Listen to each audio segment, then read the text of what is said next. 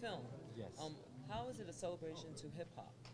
Well, celebration to hip hop because Wu-Tang is like Elvis Presley of rap.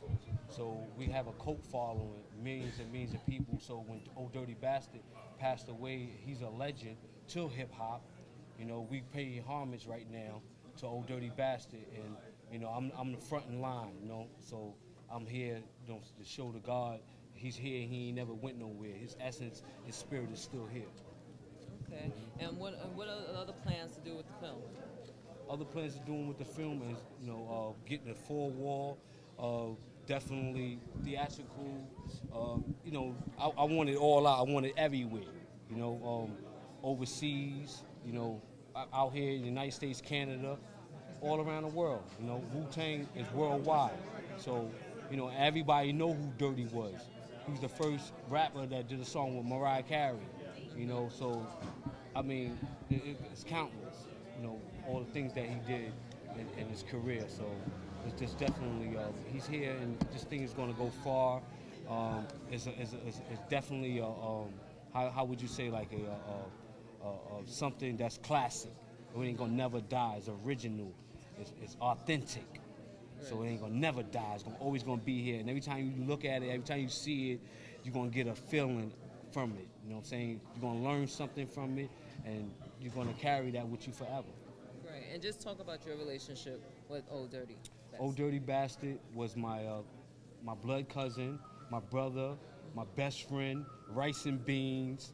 Me and him, we rode together, man. So, you know, RZA and Genius also is my blood cousins too. They the founders of Wu-Tang.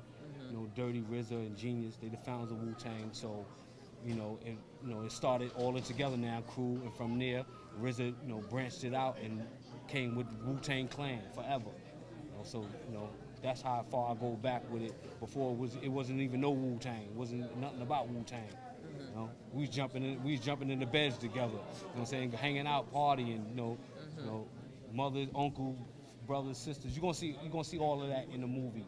Like with the mother, father, uncles, grandmothers, nieces, nephews, the people that was mostly close to him, not what the media portray him as being, but you're going to get the truth from himself and from his immediate family, and of course the fans. Right. Thank you. Thank you. Thank you. Wu-Tang, can I continue the interview real quick? Have you hold Yeah. back?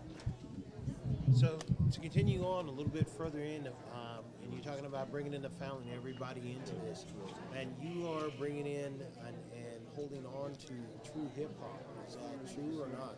Yes, I am holding on to hip hop because hip hop is where I came from. You know, before I even got into the, you know, the industry of film and being a filmmaker, and a producer, and he's also the director of this documentary. You know, I'm on all Old Dirty Bastard albums. Every album he ever put out, I'm on all his albums. I'm on Wu-Tang albums, soundtracks, whatever. You know, Wu-Tang is just a real strong underground force that's definitely worldwide, and people know about us. So I'm here to keep the legacy alive, you know, the W alive.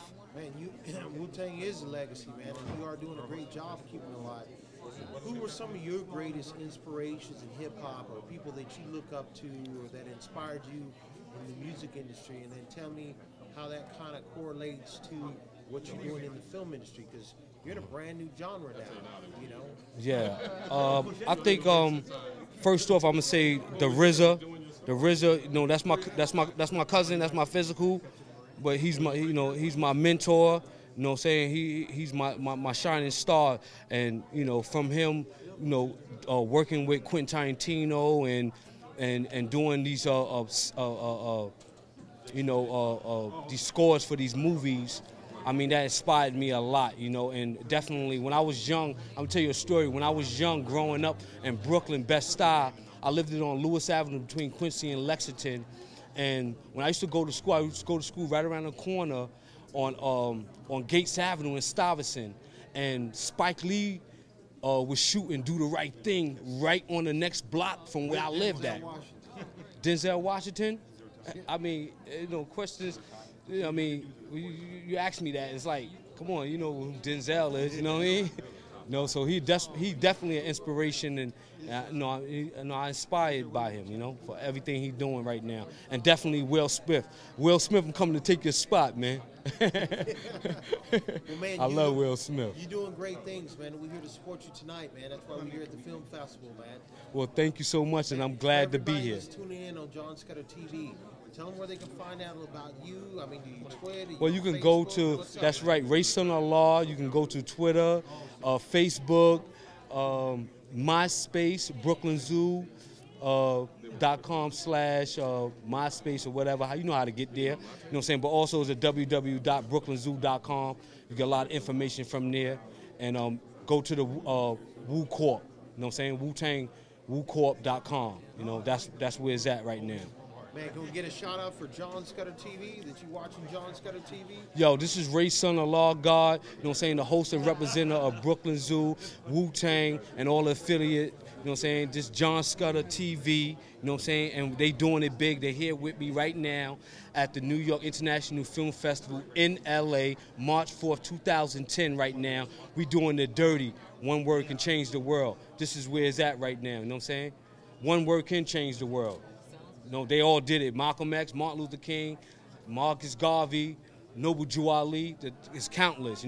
They stood for what they believed in, and that's what happened. From words that they spoke.